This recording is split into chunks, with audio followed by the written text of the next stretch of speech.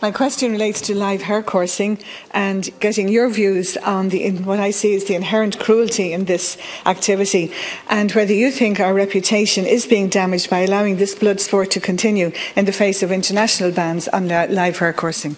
2 seconds, 2 minutes. Thank you, Deputy. First, I would like to recall the major improvements in animal welfare that have taken place in recent years. You will recall that my colleague Simon Coveney brought forward major legislative reform in the form of the Animal Health and Welfare Act 2013, replacing legislation going back over 100 years. This legislation enshrined the 5 freedoms concept and introduced mandatory standards to provide for positive welfare for animals. I myself launched a new draft strategy on animal welfare in September. The strategy has recently undergone a public consultation, and the responses which are currently being examined have been very positive. As the Deputy will be aware, detailed debate was held around the issue of coursing during the passage of the Animal Health and Welfare Act 2013, and the Dáil voted overwhelmingly to allow the continuation of coursing in accordance with the legislation which specifies that the hare must have a reasonable chance of escape. I am fully committed to promoting good practices that respect the welfare of all animals, and my department devotes considerable resources to protecting animal welfare and in dealing with breaches of animal welfare legislation. Under the Act, on summary conviction, a person can receive a fine of up to €10,000 and on indictment €250,000 and/or imprisonment of up to 5 years. There are fixed penalty payments for lesser offences. The Act provides the framework within which the welfare of animals can be safeguarded, and I am hopeful that the substantial and significantly increased levels of penalties for offences of animal cruelty provided for under the Act will act as a deterrent to animal welfare abuses. Coursing is regulated under the Greyhound Industry Act 1958, chiefly by the Irish Coursing Club, subject to the control of Bord na Gan.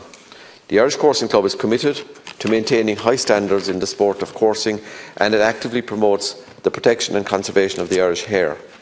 Coursing operates in a highly regulated environment, coupled with a comprehensive set of rules directly applied by the ICC.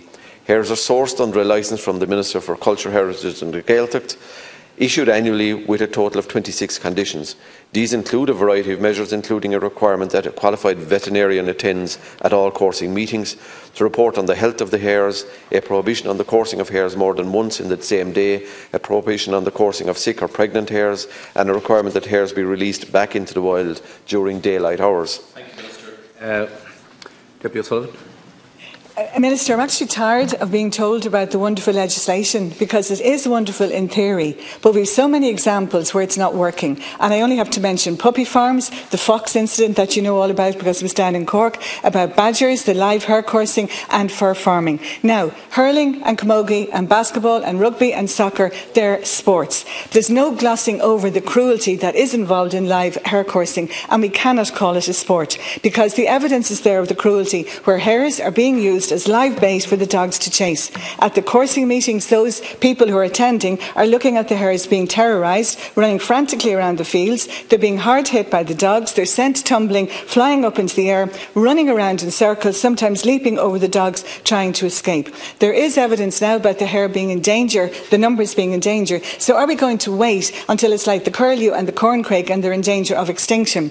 The other point I would make is about the injuries to the dogs. And I'd love to know the numbers of greyhounds that are put down every year when they don't make the cut. But then, of course, we do have this industry of exporting greyhounds to countries with no animal welfare, and a recent account of 2 greyhounds going to Pakistan. Minister. Deputy, you will recall that in the context of coursing, this House voted overwhelmingly in 2013 with certain restrictions and conditions to facilitate the legal holding of coursing meetings. And our obligation is to make sure that those regulations are fully complied with. In terms of the licence issued and complied with the terms of the licence between both my department in terms of veterinarian attendance and compliance with the licence issued by Minister for the Culture, Heritage and the Gaeltacht.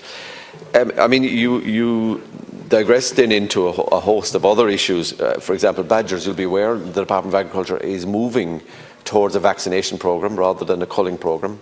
Culling will still be an element of in certain areas, but there is a movement which I think is progressive. And like in the context of hare coursing, it is a highly regulated and much changed in this event than it was a number of years ago. As you're aware, greyhounds are muzzled now, so there is no slaughter of hares as may have been the case previously. So I think it is highly regulated and it has the overwhelming support of the House here. Deputy O'Sullivan.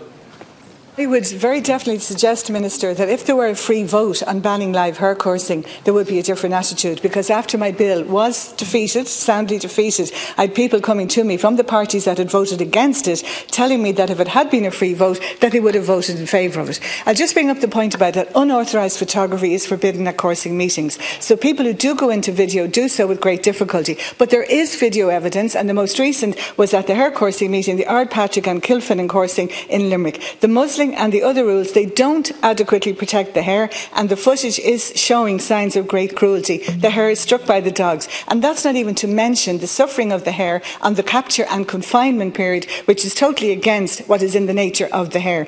I'm very proud of the times when Ireland is unique, but I'm not proud of the fact that we are unique in this. We're only one of 3 areas who continue to have live hare coursing. It's banned everywhere else. And there is an alternative. Drag hare coursing works in other countries. So if we're not even going to consider it here, then the only conclusion I can come to is that it's the cruelty in the sport that is attracting people. And I do think it's time to look at that. Survey after survey is showing that people do not want this activity. Minister, to conclude, please. Well, I think that's a rather unfortunate slur on people who are supporters and attendees at hare coursing. I certainly wouldn't concur with that. And a lot of the people who are involved in organising do a lot of positive things in terms of breeding and protection of the hare species. So, I mean, I think I just simply wouldn't agree with that analysis. It is, as I said, highly regulated. It comes with quite stringent conditions, and that's right and proper, and it's right and proper that they are policed and that breaches of those conditions are punished as provided for in the law. Thank you for your question.